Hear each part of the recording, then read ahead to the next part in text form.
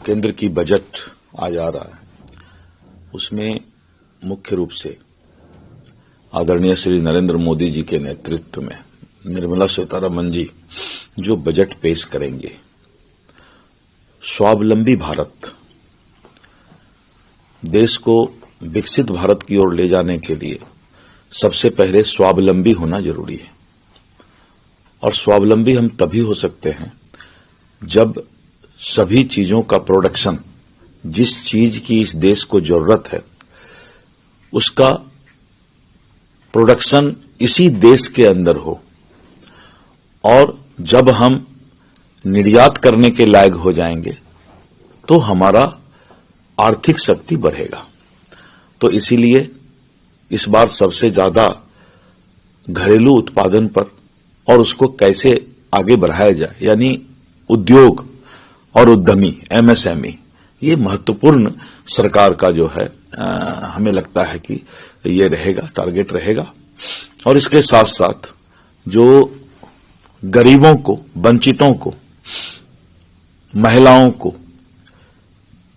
मुख्य धारा से जोड़ने के लिए, उसका सशक्तिकरण के लिए सरकार की ये प्राथमिकता है।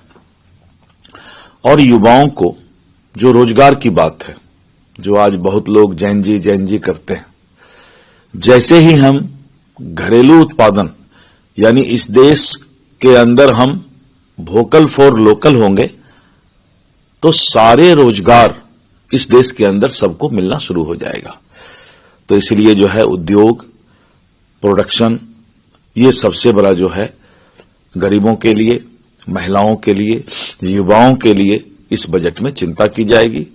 बिहार के लिए लगातार भारत सरकार, डबल इंजन की सरकार, बिहार के एक एक जरूरत को जो है पूरा कर रही है, चाहे वो इंफ्रास्ट्रक्चर हो, रोड हो, रेल हो, एयर कनेक्टिविटी हो, और इसके साथ साथ पावर प्रोजेक्ट हो। तो इन सब चीजों पर लगातार भारत सरकार जो है ज्यादा से ज्यादा बिहार को आगे बढ़ाने का काम कर रही है। और विशेष करके जो एससी एसटी समुदाय हैं, अति पिछड़ा समुदाय है, तो आप देखिए उनके लिए अलग से जो है विशेष प्रावधान वहां से आता है, उनके हॉस्टल बनाने के लिए, उनके लिए माहौल तैयार करने के लिए। और इस बार का जो सबसे बजट का खासियत रहेगा कि जी राम जी में जो है पैसे का आवंटन किया जाएगा।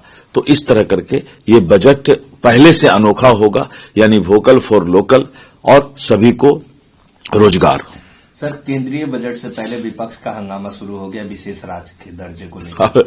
ये इनका पुराना गाना है, कोई काम नहीं है तो विशेष राज्य के दर्जा की बात करेंगे। पूरे भारत को विशेष भारत की दर्जा, और उससे हम वोकल फॉर लोकल हों, इस बात की चिंता सरकार कर रही है। मल्लिकार्जुन खड़गे ने केंद्रीय बजट पर सवाल उठाया। उन्होंने कहा है कि विरासत के बहाने पीछे नहीं छिप सकती है सरकार, अर्थव्यवस्था के एक अभूतपूर्व गड़बड़ी में धकेल दिया है। क्या ये बजट आर्थिक संकेतों के लिए वास्तविक समाधान का प्रदान? मैंने वही कहा, स्वावलंबी भारत। विपक्ष लोग कान खोल के सुन ले, भारत तभी आगे बढ़ेगा जब प्रधानमंत्री का जो विचार है, स्लोगन है, वोकल फॉर लोकल, स्वावलंबी भारत, भारत की सभी समस्याएं दूर हो जाएंगी जब हम अपना प्रोडक्शन और अपनी जरूरत की चीज इस देश में बनाएंगे।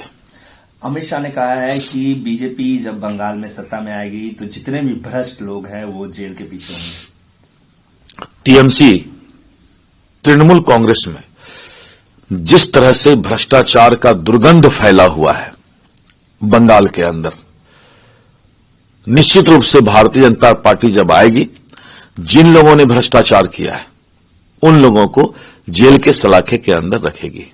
नीट छात्रा मामले में उनके परिजनों का कहना है सर कि सीबीआई की जांच नहीं बल्कि न्यायाधीश के निगरानी में ये जांच हो ताकि हमें इंसाफ मिल सके। निश्चित रूप से प्रीता के माता पिता जो हैं, मैंने जैसा सुना है कि एक हाईकोर्ट में उन्होंने केस भी दायर किया है, और वैसे भी सीबीआई का जो जांच होगा तो जांच रिपोर्ट जो है माननीय न्यायालय के पास ही जाएगा।